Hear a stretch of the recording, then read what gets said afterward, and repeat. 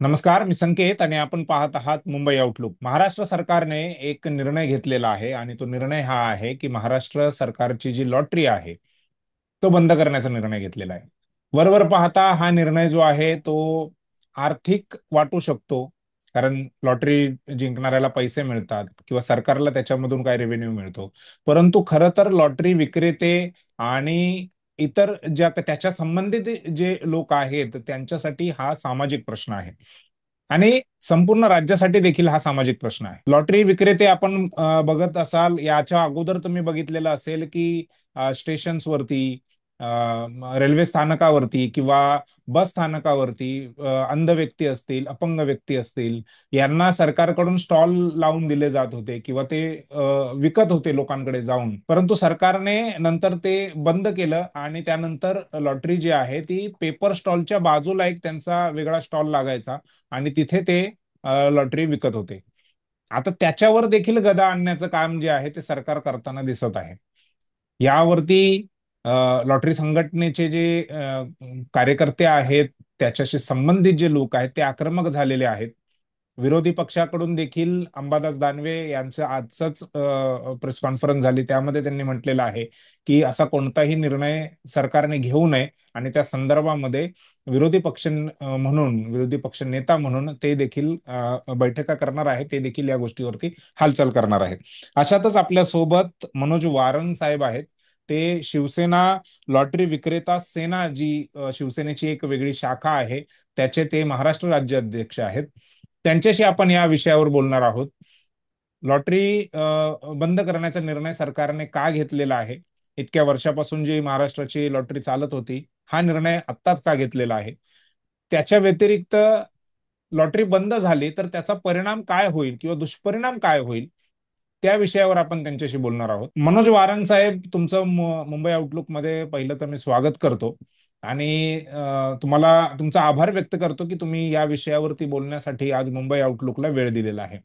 माझा पहिला प्रश्न तुम्हाला असा असेल की हा जो सरकारने निर्णय घेतलेला आहे तो आताच का घेतलाय, किंवा हा निर्णय घेण्यामागे सरकारने काय कारणं सांगितलेली आहेत? नमस्कार. मी मनोज नारायण वारन, शिवसेना लॉटरी विक्रेता सेनेचा अध्यक्ष. मूळ कसं आहे, बीजेपी सरकार ही लॉटरीच्या अगेन्स्ट आताही होती, तेव्हाही होती. म्हणजे तेव्हा म्हणजे 2014ला ज्यावेळी त्यांचं महाराष्ट्रामध्ये सरकार बनलं तेव्हा? नाही, 2014ला नाही. बर. जेव्हा युतीचं सरकार झालं 95ला, हा. युतीचं सरकार असताना पंतप्रधान अटल बिहारी वाजपेयी पंतप्रधान होते, स्वर्गवासी. हम्म. हम्म. हा, हम्म. त्यावेळेला त्यांनी त्यावेळेला निर्णय घेतलेला. हम्म. 25 डिसेंबर 1997 साली हम्म. लॉटरी बंदची हाक दिलेली. त्यावेळेला हिंदू हृदय सम्राट, जे आताचे लॉटरीचे तारणहार, त्याने त्यावेळेला म्हणजे मैत्रीपूर्वक संबंध होते बाळासाहेबांचे. पण त्यावेळेला जो निर्णय झाला, विश्वासात न घेता, तेव्हा बाळासाहेबांनी आक्रमक पवित्रा घेतला. क्योंकि लालबाग परळ लोअरपर्यंतची जे लॉटरी विक्रेते होते ते बाळासाहेबांशी कनेक्टेड होते. बर. म्हणजे संपर्क होता चांगला, लोकांशी संपर्क असल्यामुळे साहेबांनी डायरेक्ट पंतप्रधानांना फोन करून विचारलं की आमच्या इथे हा रोजगार म्हणून चालतो या इथे, तर तो तुम्ही रोजगार का बंद करताय? तर बरोबर. त्यांनी उत्तर असं दिलं की महसूल मिळत नाही सरकारला, त्याच्यामुळे आम्ही बंद करतो. मग तेव्हा साहेबांनी ठणकावून सांगितलं की रोजगार रोजगारापेक्षा महसूल महत्वाचा नाही, त्यामुळे पहिली लॉटरी चालू झाली पाहिजे. आणि साहेबांच्या ह्या हाकेला पंतप्रधानांनी जिथे होते त्या ठिकाणी ती हाक दिली आणि बरोबर. सांगितलं की लॉटरी बंदची माघार घेतली. सेम हम्म. तेच सिच्युएशन, तीच परिस्थिती, तेच सरकार. आता ही त्याने तेच तसं केलं. म्हणजे 2020 साली कोविडच्या अगोदर 2017-18ला जो जीएसटी आला, म्हणजे पहिला सर्व्हिस टॅक्स होता. 1 आणि 2%, 1 ते 1.5% सर्व्हिस टॅक्स जायचा. आता तो स्वरूप जीएसटी मध्ये आणून 2018ला त्या लोकांनी 12% होता, तो आता 28% केला. त्याच्यात हम्म. काय झालं, एक इंजेक्शन मारलं की हळूहळू हळूहळू स्टेप बाय स्टेप जाऊ दे. त्याच्यात ती ऑनलाईन चाललेली होती. ऑनलाईन लॉटरीची गव्हर्नमेंट सरकारच्या मान्यतेने चाललेली होती. ती 28% जीएसटी मुळे ती व्हेंटिलेटरवरती आली हम्म. ऑटोमॅटिकली. हम्म. त्याच्यात कोविड आला 2020ला. मग हळूहळू हळूहळू सगळी दुकानं बंद झाली, अख्खं राज्य, अख्खं देश, सगळं सगळीकडे संकट आलं. त्याच्यात फुटपाथवर बसणारे पेपर लॉटरी विक्रेताही बसत नव्हता. बरोबर. त्याच्यात ऑनलाईन लॉटरी बंद झाली. मग त्यापुढे पेपर लॉटरी जी चालू होती ती प्रशासनामुळे किंवा आपल्या कोविडमुळे थोडे निर्बंध आले. निर्बंध आल्यामुळे पेपर लॉटरी हळूहळू हळू विक्रेता कमी झाला. पण तो आत्ताच्या पूर्वपदावरती यायला सुरुवात झाली. पुन्हा सुरू हम्म. झालं. लॉटरी विक्रेते परत स्टॉलसाठी रस्त्यावरती जसे काउंटर होते तसे सुरू झाले. पण ह्या लोकांनी काय केलं, आता जे ओमप्रकाश गुप्ता आहेत, सचिव आहेत वित्त विभागाचे, आणि आपले लॉटरी आयुक्त आहेत प्रेरणा मॅडम आहेत, त्याने मागचा रेकॉर्ड काढला. एक माझ्या मते मागचा रेकॉर्ड जो कोविड पासून जो काढला त्याच्यात लॉटरी आणि सगळेच सगळेच व्यवसाय डबघाईला आलेले होते. त्याच्यात हाही आपला लॉटरी व्यवसायही पकडला. ठीक आहे, पकडला. पण त्याच्यात तुम्ही आता जी ग्रोथ आलेली आहे ती नाही तुम्ही हम्म. पकडली. हम्म. आणि मुळात सरकारकडे परमिशन आहे 24 ड्रॉची. हम्म. सरकारला केंद्र सरकारने दिलेली आहे 24 ड्रॉची परमिशन दिलेली आहे. तर फक्त महाराष्ट्र राज्य सरकार फक्त 4 ड्रॉ काढते. 4 ड्रॉ वरती तुम्हाला 700 ते 800 कोटी महसूल मिळेल का? 7,500 ते मिळेल का? नाही मिळू शकत ना. लॉटरी चालू आहे, लॉटरी प्रॉफिटमध्ये आहे, पण तुम्ही ड्रॉ वाढवले पाहिजे. नाही, हे रेव्हेन्यू किती मिळत होता? तुम्ही म्हणता 700-800 कोटीचा म्हणजे रेव्हेन्यू मिळणार नाही. पण अगोदर जसं म्हणजे 1969 पासून आय थिंक हे लॉटरी जी आहे महाराष्ट्र राज्य लॉटरी हे सुरू झालेली आहे. तेव्हापासून आतापर्यंतचा रेव्हेन्यू काय आहे? म्हणजे सरकारला त्याच्यातून फायदा होत होता की होत नव्हता? होत होता ना, सरकारला फायदा होत होता म्हणून चालवत होते. बर. कोविडच्या नंतर आणि लॉकडाऊन लॉकडाऊन लागला, नाही, जीएसटी मग लागला. रेव्हेन्यू किती होता? म्हणजे सरकारला त्यातून किती पैसा मिळत होता? एक 750 ते 800 कोटी मिळत होते, ऑनलाईन आणि इतर सगळं पकडून. बर.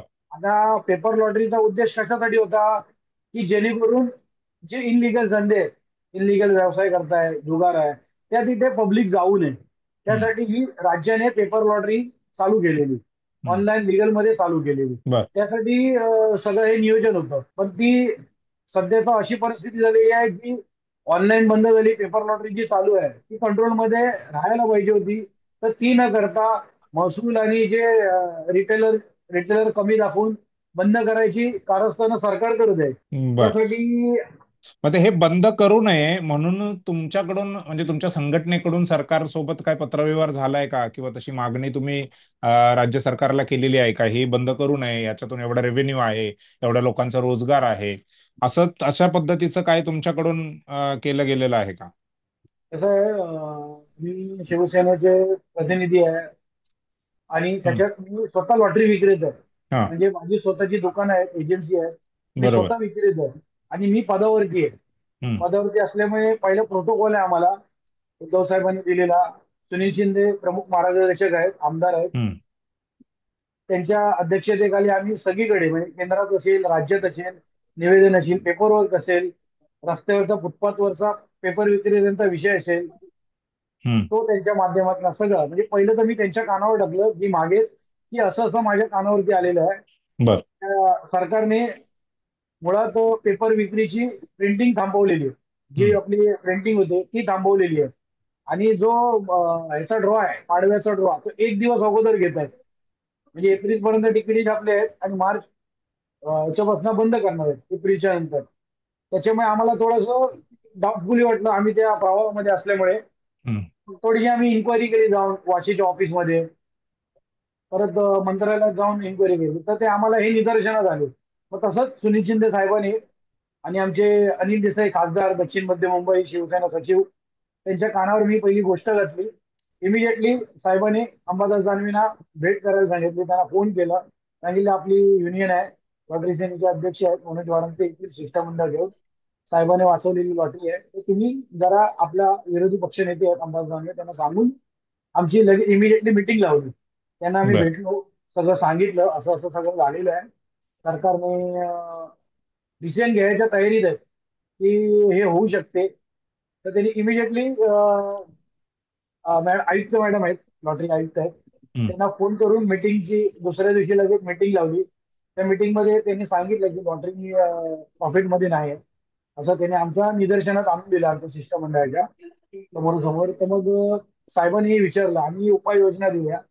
बोललो राज्यात आपल्या डिअर लॉटरी चालते, परराज्याची लॉटरी आहे, एका राज्यात ती चालते. हम्म. आपलं महाराष्ट्र आहे. तुम्हाला बरं वाटतंय का परराज्याची लॉटरी आपल्या महाराष्ट्रात चालणार आणि महाराष्ट्र राज्य लॉटरी इथे बंद करणार? हा तुमचा उपाय आहे का? हम्म. तर नाही, आमचा उपाय असं नाही, पण आमच्याकडे त्याचं प्रॉफिट नाही. तर कसं नाहीये, आम्ही रेकॉर्ड काढला तर 83 म्हणजे जीएसटीच्या स्वरूपात 80 ते 85 करोड रुपये मिळालेले आहेत वर्षाला. बर. आणि वर्षाला म्हणजे महसूल 2023-24चं म्हणताय? 23-24, तेवीस बर. चोवीस बर. जीएसटीच्या स्वरूपात 85 ते 83 करोड रुपये मिळालेले आहेत. दुसरा 5 ते 8 करोड रुपये रेव्हेन्यू आलेले आहेत. मग तो लॉस कसा? नाही, आमच्याकडे माणसं कमी आहेत किंवा हे नाही, म्हणजे कारण द्यायला लागलो. तर आम्ही मॅडमला बोललो, मॅडम तुम्ही 4 ड्रॉ फक्त चालवता, आपल्याला केंद्र सरकारने 24 ड्रॉची परमिशन दिलेली आहे. त्याच्यावरती ते सांगायला लागले स्टाफ नसतो, हे नसतो, ते नसतो. आम्ही त्यांना सुझाव दिला की आमच्याकडे उपाययोजना आहेत त्या आम्ही तुम्हाला देतो. मी 10 उपाययोजना त्यांना दिल्या बर. त्यांच्या मार्फत, किंवा ही स्कीम आहे, ही स्कीम हम्म. तुम्ही पहिली बदला. आपले हम्म. जे 4 ड्रॉ आहे त्याचे पहिले 8 करा, डबल करा, एकदम 24 करू नका. आणि मुळात परराज्याच्या ज्या लॉटरी विकताय, बियर असेल, अजून इतर राज्याच्या लॉटरी विकत असतील, तर त्यांना कंट्रोल करा.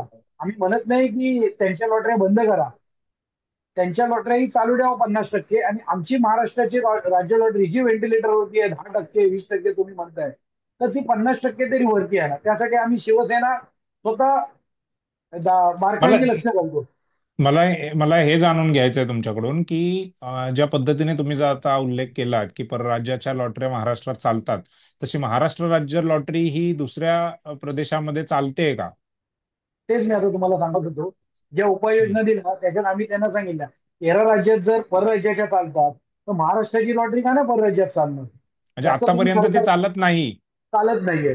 बर. तर ते आम्ही त्यांना सुचवलं की तेही तुम्ही घ्या. हम्म. म्हणजे 13 राज्यात जर आपली राज्याची पेपर लॉटरी गेली तर अतिउत्तम होईल, महसूल वाढेल.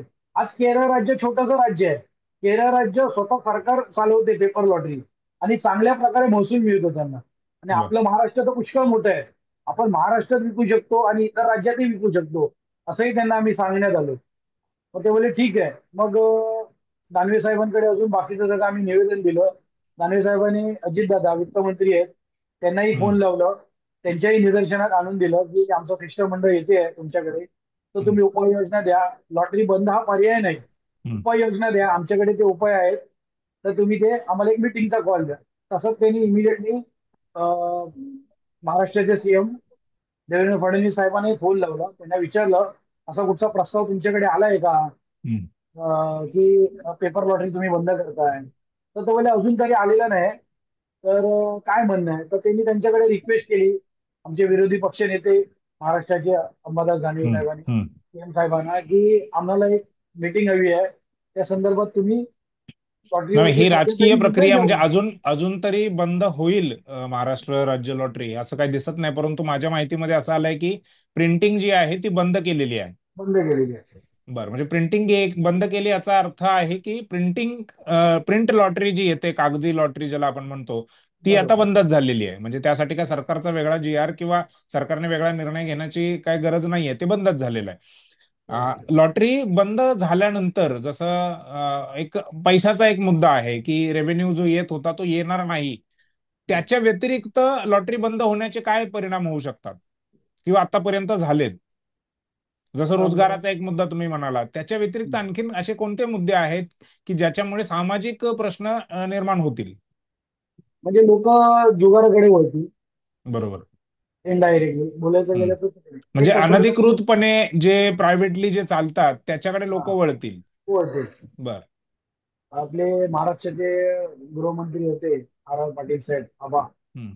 त्यांच्याही निदर्शनात होतं. त्याच्यामुळे त्यांच्या अध्यक्षतेखाली पेपर लॉटरी चालू होती, ऑनलाईन चालू होती. त्यांना माहित होतं की सामान्य माणूस हा तिकडे जाईल, तर त्यापेक्षा राज्याची पेपर लॉटरी काढली तर तो माणूस घरी जाऊ शकतो. त्यासाठी आर आर पाटील साहेब जेव्हा गृहमंत्री होते तेव्हा त्यांनी ती चालू ठेवलेली होती. आमचंही रिक्वेस्ट आहे साहेबांना की आम्ही जे नियोजन दिलेलं आहे ते एकदम परफेक्ट आहे त्याच्यात. त्याच्यात आम्ही दुसऱ्या अजून उपाययोजना देऊ शकतो, की ज्या परराज्याचे जे एजंट आहेत त्यांना मी निवेदन दिलेलं आहे की तुम्ही तुमची जशी चालवता तशी आमच्याही तिकिटी तुम्ही सेल करायच्या. बर. पण सरकार आमचं सगळं ड्रॉ वगैरे गव्हर्नमेंट काढणार. मग आता म्हणजे तुमची त्यांनी आंदोलनात्मक भूमिका काय आहे? जर सरकारने तुमची रिक्वेस्ट आहे किंवा तुमची जी मागणी आहे ती मान्य नाही केली, म्हणजे अगदी केवळ तुम्ही मागणीच नाही केली, तर त्याचे उपाय जे आहेत ते पण तुम्ही सुचवले की महाराष्ट्र राज्य लॉटरी जी आहे ती वाढवण्यासाठी, ती टिकवण्यासाठी आणखीन काय करता येईल का, कसं तिला वाचवता येईल, आणि रोजगार असेल, रेव्हेन्यू असेल, लोक जे आहेत ते जुगाराकडे जातील, तर हे सगळं थांबवण्यासाठी तुम्ही जे उपाय सुचवलेले आहेत, समजा याच्यावरती सरकारने योग्य निर्णय घेतला नाही, म्हणजे तुमच्या बाजूने निर्णय घेतला नाही आणि महाराष्ट्र राज्य लॉटरी जी आहे ती बंद केली, तर किंवा बंद करण्याचा निर्णय घेतला, तर तशा वेळी तुमची आंदोलनात्मक भूमिका काय असेल? आम्ही आमचे सामन्याचे संपादक खासदार संजय राऊत साहेबांची भेट घेतलो आम्ही. बर. आणि साहेबांच्या निदर्शनात आणून आणून दिलं सगळं, की हे साहेबांनी त्यावेळेला वाचवलेली लॉटरी आहे. तर तीच सेम पोझिशन 97ची आता आलेली आहे. तर आमचा आवाज पहिला सामन्यामधून निघतो. त्यामुळे संजय राऊतांकडे आमचा विषय झालेला आहे. संजय राऊत स्वतः बोलले दानवे साहेबांकडे जा, सगळं करा. यानंतर जर होत नसेल तर हम्म. सरकारला धरायचं काम माझं आहे, मी तुमच्याबरोबर रस्त्यावरती उतरणार. आणि आमची पूर्ण शिवसेना संघटना, उद्धव बाळासाहेब ठाकरे पक्ष पूर्ण लॉटरीवाल्यांच्या मागे आहे. मग सुनील शिंदे असतील, मार्गदर्शक आहेत आमचे प्रमुख मार्गदर्शक आहेत ते आहेत, अंबादास दानवे आहेत, हम्म. अनिल देसाई खासदार साहेब ते आहेत, महेश सावंत म्हणजे विधानसभा आंदोलन, आमदार. म्हणजे थोडक्यात तुम्ही आंदोलन करण्याची शक्यता आहे हो. जर सरकारने हा. यावर योग्य निर्णय नाही करणार घेतला तर. मी महापौरांशी पण बोललो, आमचे माजी महापौर आहेत हम्म. त्यांच्याशी मी बोललो, देवळे साहेब आहेत, महादेव देवळे साहेब त्यांच्याशी मी बोललो. स्वतः आमची लोक रस्त्यावरती लॉटरीसाठी उतरण्यात तयार आहेत. सरकारने बर. आता आमचं आमच्या उपाययोजना जे दिलेल्या आहेत त्या त्यांच्या हम्म. आम्हाला करून द्याव्या. जशी बाहेर परराज्याची जी लॉटरी चालू आहे, 6 रुपयात 1 करोड रिटर्न, जो माल राहिलेला असतो तो रिटर्न घेणं, आणि स्कीम दर 6 6 महिन्याने स्कीम चेंज करणं, हे जर सरकारने केलं, हे जर उपाययोजना ऐकल्या आमच्या, आम्ही प्रॉपर लॉटरीवाले आहेत. संघटनेचे तर आम्ही आहोत शिवसेनेचे, पण आम्ही प्रॉपर लॉटरी विक्रेते आहोत. त्यामुळे आम्ही ह्या उपाययोजना ज्या दिलेल्या आहेत, रिटर्न माल घेणं किंवा ज्या बाहेरच्या 6 रुपयात 1 करोड देत आहेत किंवा स्कीम चेंज करणं कंटिन्यू, ते जर केलं तर हाय त्या ड्रॉ मध्ये म्हणजे 4 ड्रॉ चालवत आहेत. 24 ड्रॉ जर ह्यानं चालवायचे नसतील तर ह्याने 10 ड्रॉ तरी चालवावे आणि प्रत्येक 13 राज्यात आपली लॉटरी विक्री करावी. चांगल्या प्रकारे महसूल येणार. आणि जसं पहिलं पीएम केअर साठी वगैरे आम्ही द्यायचो लॉटरीच्या माध्यमातून, भरपूर कामं झालेली आहेत, तसे आता आम्ही पुन्हा आणू शकतो. बर. धन्यवाद सर वारंग साहेब, तुम्ही आमच्याशी बोललात, मुंबई आउटलुकला वेळ दिलात, आणि ही जी जी समस्या आता आपल्याला थोडी लहान वाटते, परंतु हिचं सामाजिक स्वरूप जे आहे ह्या समस्येचं मोठं होऊ शकतं. महाराष्ट्र राज्य लॉटरी जर बंद झाली, तुमच्या म्हणण्यानुसार लोक जुगाराकडे वळतील, आणि त्यानंतर मग त्यांची फसवणूक होणं असेल, ते आहारी जाणं असेल त्या गोष्टीमध्ये, त्या गोष्टी वाढतील, आणि त्यानंतर जे काय सामाजिक प्रश्न निर्माण होतील ते मोठे असतील. अ, त्यामुळे तुमचा हा जो मुद्दा आहे, तुम्ही तर सरकारपर्यंत पोहोचवलेलाच आहे, विरोधी पक्ष नेत्यांपर्यंत तुम्ही पोहोचवलेला आहे, परंतु मुंबई आउटलुकच्या माध्यमातून आम्ही जो काही आम्हाला प्रयत्न करता येईल तो नक्कीच आम्ही हे वाचवण्यासाठी किंवा ह्याच्या समर्थनामध्ये आम्ही समर्थनामध्ये आम्ही भूमिका घेत आहोत. तर तुर्तास आपण इथेच थांबूयात, आणि एक दोनच तुमचं जे मिनिटं मी आंदोलन. बोल हा. एक बोला. दोन एक विषय राहिलेला. बर. सरकारने माडेश्वर म्हणजे स्वर्गवासी माजी महापौर माडेश्वर साहेब असताना निधी चौधरी मॅडम बीएमसीचे अधिकारी हम्म. आणि दीपक केसरकर राज्यमंत्री वित्त होते, त्यावेळेला आम्ही फुटपाथवर्तीयांसाठी न्याय दिलेला बर. शिवसेनेच्या माध्यमातून, की 150 मीटर वरती परमिशन मिळावी, पेपर लॉटरी राज्याची विकायला मिळावी, तसेच बीएमसी कडनं त्रास होऊ नये, त्याचं आम्ही ते काम केलेलं आहे. ते पत्रक आमच्याकडे आहे, ते आम्ही प्रत्येक लॉटरी विक्रेत्याला दिलेलं आहे. परत अनिल परब परिवहन मंत्री असताना जे स्टॉल मिळाले एसटी डेपोमध्ये, तेही आम्ही म्हणजे सरकार असताना त्यावेळेला ते करून गेलेले आहे. त्याच्यामुळे सरकारला माझं निवेदन आहे की रोजगार हा महत्वाचा आहे, त्याच्याबरोबर महसूलही महत्वाचा आहे. त्यासाठी आमची विनंती आहे सरकारला की आम्ही दिलेल्या मागण्या आहेत, आम्ही दिलेलं जे स्वरूप आहे ते तुम्ही लवकरात लवकर मान्य करावं. ही माझी विनंती आहे बरं, सरकारला. तुमची विनंती जी आहे ती तुम्ही थेट सरकारपर्यंत पोहोचवलेलीच आहे. त्याशिवाय मुंबई आउटलुकच्या माध्यमातून देखील तुम्ही सरकारपर्यंत ही विनंती पोहोचवत आहात. केवळ सरकारच नाही तर सरकारच्या वर जी जनता आहे त्या जनतेपर्यंत देखील तुम्ही ही माहिती पोहोचवलेली आहे. वारंग साहेब, धन्यवाद मुंबई आउटलुकशी बोलण्याबद्दल.